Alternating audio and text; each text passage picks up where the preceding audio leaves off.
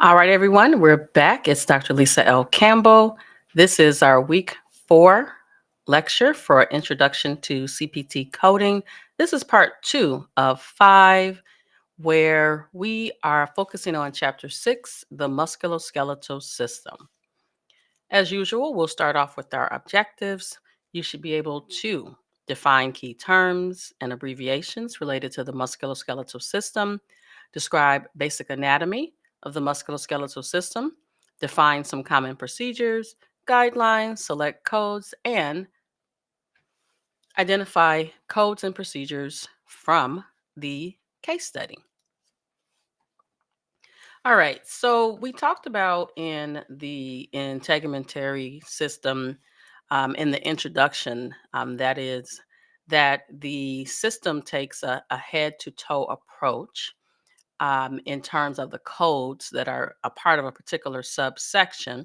Well, in this particular case, you're going to see that, but you also are going to see delineation based on if it's a bone, muscle, tendon, cartilage, or soft tissue.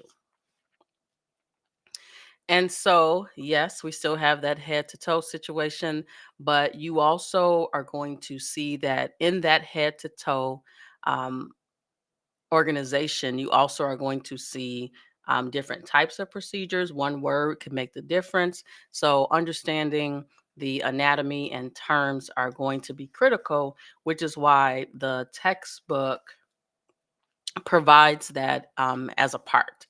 So, surgical terms definitely need to be understood.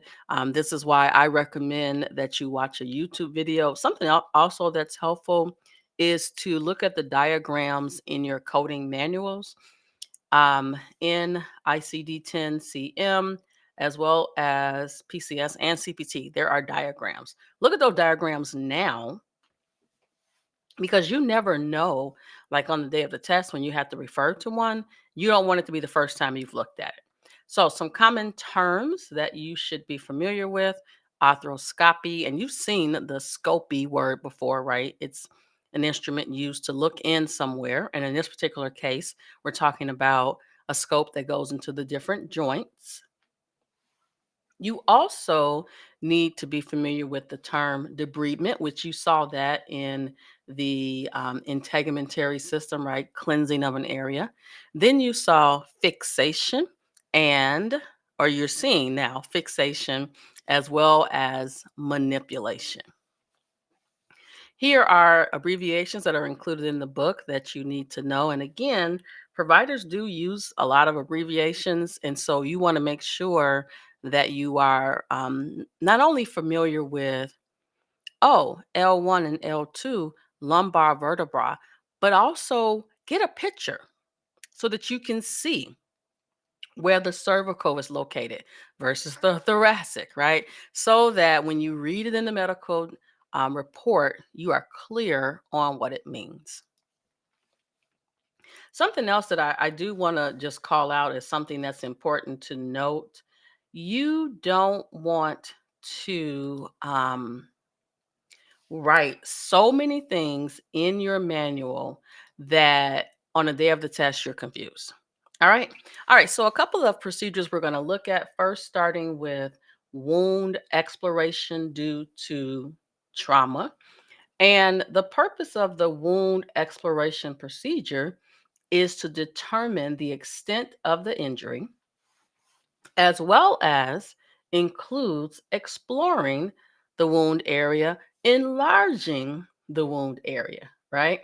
But that's not it. This particular service also includes debridement, removal of foreign body, coagulating or ligating minor structures in that area.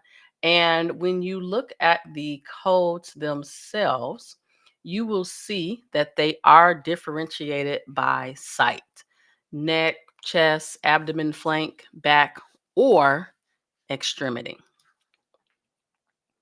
All right, biopsies. Now, I know you're thinking, wait a minute, we talked about biopsies in the integumentary system. We did, but remember, those were on the skin. So when you're selecting biopsies of the muscle or bone, you need to determine where was the biopsy, what's the site. Was the biopsy superficial or deep? Was a percutaneous needle used? So in the part one of this week, you saw the fine needle aspiration. And so now you're looking at a different type of needle, which is a percutaneous. And then lastly, what was the procedure completed as an open, or was the procedure completed as an open procedure? Because the codes are going to differ based on the surgical approach. All right, next up, we have our introduction or removal codes. Here you're going to see a couple of procedures. You're going to see aspiration and injection, but then you also are going to see different devices, pins, wires, and other fixation devices that can be applied. There are lots of notes over here that you want to pay close attention to. For example, in front of add-on code 20700, there's this note that guides us for use of the codes 20700 20705. So you need to pay close attention to that. Additionally, imaging guidance can be used for these procedures, and when it is used, it can be reported as an additional code. Something to note: imaging guidance is not always captured as a secondary code. The code family that you are looking at will actually tell you if that happens to be the case for that family of codes. All right, next up we have replantation. So replantation is where upper extremities or foot is put back following a complete amputation. And in the CPT manual, more notes. I know you're gonna say she says that one more time. That's just the clue that you literally need to be looking at the notes, right? So these codes are differentiated by the site. So like arm, forearm, hand, digit, those are your fingers. Um, you also see thumb, you also see foot. And because of the process of replanting, this surgery can take up to 12 hours. And of course, is going to be performed under general anesthesia. In the book, they talk about how and I think they have a picture where and if you watch TV, you've seen this on TV, where they have that body part that was amputated, and they put it on ice, right? To keep it cold. And with this procedure, they do have to repair soft tissue tendons and do a bone approximation as well as repair of the blood vessels. All right, you thought grafts were a thing of the past. Grafts are also present for cartilage, bone, fasciolata tendon, and tissue grafts, but of the musculoskeletal system. There is a note at the beginning of this subsection that tells you not to use a modifier 62 with these code range. I should also note that, these are the types of notes and things that you want to pay close attention to for purposes of when you're taking your exam. You don't want to get tricked into assigning something that you're thinking, oh, yeah, that goes over here, right? All right. So that's all for casts and grafts or casts. I said casts, grafts or implants. There are several add-on codes in this area, and so you want to pay close attention to that. All right. So I mentioned that these codes in this area are organized by the anatomical site, but they also are organized by the type of procedure. And you are going to see this for the rest of this surgery experience, which is going to take us a couple of weeks. But you're going to see that the procedures are organized by body type, body site, right? So head, neck, back, spine, abdomen, etc. But then within those particular areas, you're going to see um, typically six major types of procedures. And those are the six bullets that you see represented here. So when you're coding the musculoskeletal section or any section for that matter, one of the things that I would recommend that you pay close attention to is, am I in the right body part? Do I have the right site in that body part? Do I have the right procedure in that body part, right? Because that's the reason why you verify the code. But sometimes when you're in a hurry, you miss things. All right. Incisions are made into the musculoskeletal structure for a variety of reasons. Those reasons are listed here for you. So, exploration, when they're just trying to diagnose a problem, drainage of an abscess or a hematoma. Codes are differentiated based upon whether or not they're removing bone. And then you have two removal options for a calcareous deposit or removal of a foreign body. Excision. Excision is when we are surgically removing tissue or a structure. In the excisions in this area include removal of soft tissue, removal of tissue tumors, bursa, bones, cysts, cartilage, synovium, all the parts of the musculoskeletal. But these codes are differentiated by the anatomical site, the structure that was excised, if the excision was partial versus complete, and any accompanying procedure. When you are in the index, you should start with the main term excision or the medical name of the procedure, and then proceed from there.